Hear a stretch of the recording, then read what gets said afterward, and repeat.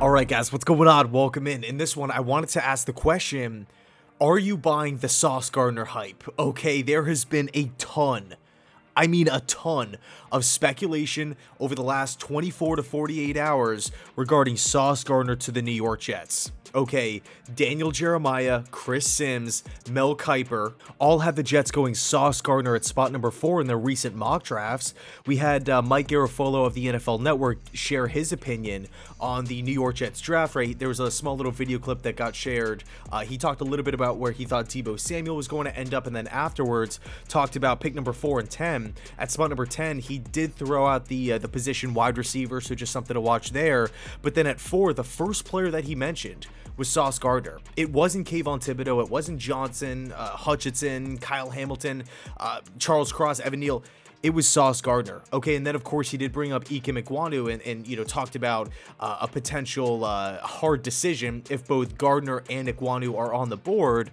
But I do find it a little interesting that edge wasn't even brought up in that entire video clip. But granted, it did sound like it was his opinion. He wasn't reporting anything. At least that was my takeaway from it. He also included that Joe Douglas and the entire Jets organization think extremely highly of tackle from NC State, Ike Ekwonu. So interesting stuff there. And then on top of all that, we had Matt Miller come out on Twitter, and he was actually replying to Daniel Jeremiah of the NFL Network, and he was just giving his educated guess based off of, let's see, ranking, value, and scheme. It was Sauce Gardner at spot number 4. So is it a coincidence that, again, Mel Kiper, Daniel Jeremiah, Chris Sims, Mike Garafolo, and Matt Miller all linked Sauce Gardner to the Jets in some capacity? Okay, is this a coincidence?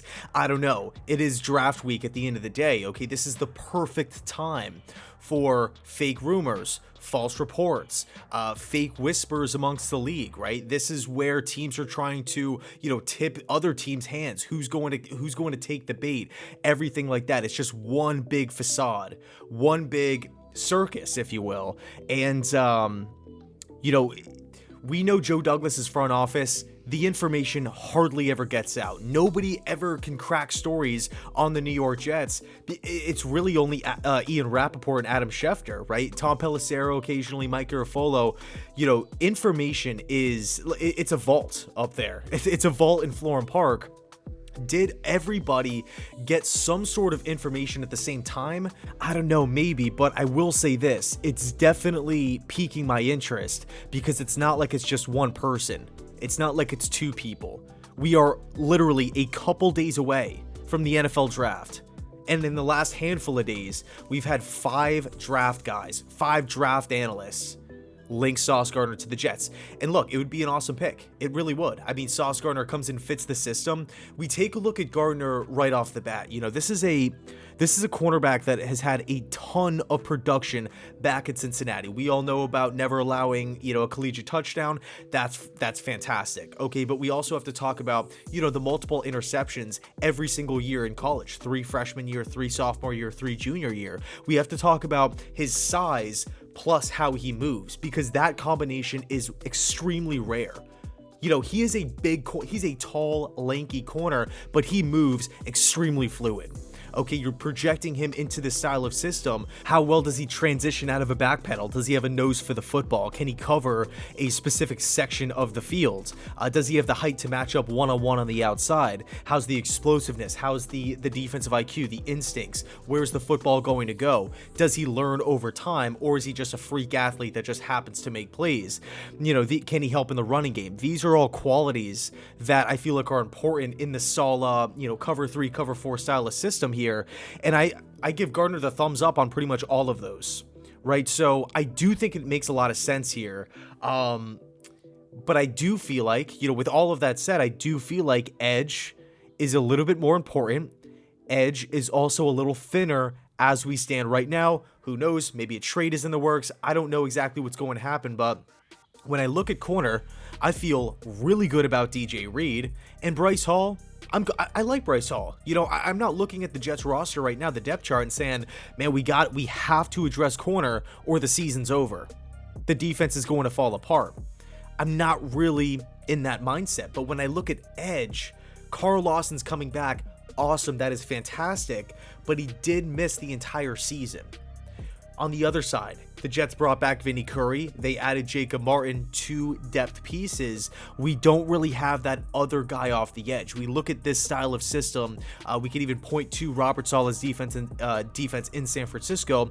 When did it take off? It took off once they added Nick Bosa and Dee Ford off the edge. Look at the great Seattle defenses. Okay, tons of pressure with their front 4 down linemen. I mean, just from a physical standpoint, you know, if you aren't going to be blitzing a lot and you're going to have your cornerbacks drop back into space, you have to be able to get into the backfield with your front 4. If you're not doing that and you're not having any pressure anywhere else and your corners are moving backwards, quarterbacks will probably pick you apart in the short and intermediate passing game. So it's tough. There's a lot of responsibility on the linebacking core in space and also, you know, to come up and stop the run. You know, if you can't get after the quarterback, if you're not sacking him, if you're not getting in the backfield, disrupting him, having him move off of his platform and having really making him escape the pocket, it's going to be a long day. It will, and we saw that a lot last year. So, man, spot number 4, it's tricky. The good news, whether the Jets go Sauce Gardner, whether the Jets go with the best available edge or the edge that they want, an offensive lineman, whoever it may be, we are walking away from draft night as a much, much better football team, and we have that 10th pick as well. So now wide receivers are going to be in play. Maybe the Jets do go offensive line or Sauce Gardner early, and then somebody falls at spot number 10.